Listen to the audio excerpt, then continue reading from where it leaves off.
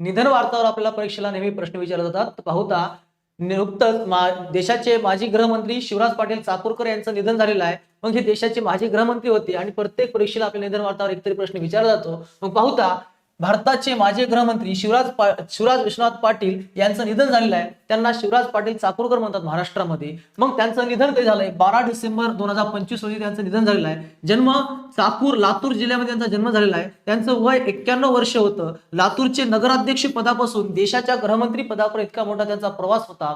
मग लातूरच्या नगरपालिकेमधून राजकीय कारकीर्द त्यांनी आपल्या जीवनाची सुरुवात केली. 1978 ते 1979 मध्ये विधानसभेचे ते अध्यक्ष राहिले. महाराष्ट्र विधानसभेचे अध्यक्ष म्हणून त्यांनी पद भूषवलेलं आहे.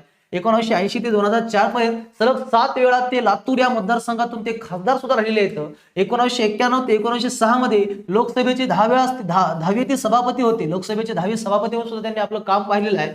2004 ते 2008 केंद्रीय गृहमंत्री, त्यानंतर संरक्षण, विज्ञान, तंत्रज्ञान आदी मंत्रालयाचे ते मंत्री सुद्धा राहिलेले आहेत. 2007 मध्ये गृहमंत्री पदाचा राजीनामा दिला, कारण मुंबईमध्ये 26/11चा दहशतवादी हल्ला झाला. त्यामुळे त्यांनी आपल्या केंद्रीय गृहमंत्री पदाचा राजीनामा दिला.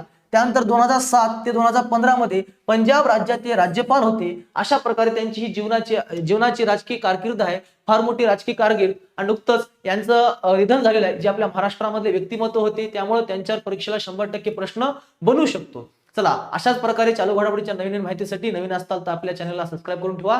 तोपर्यंत भेटूया. धन्यवाद.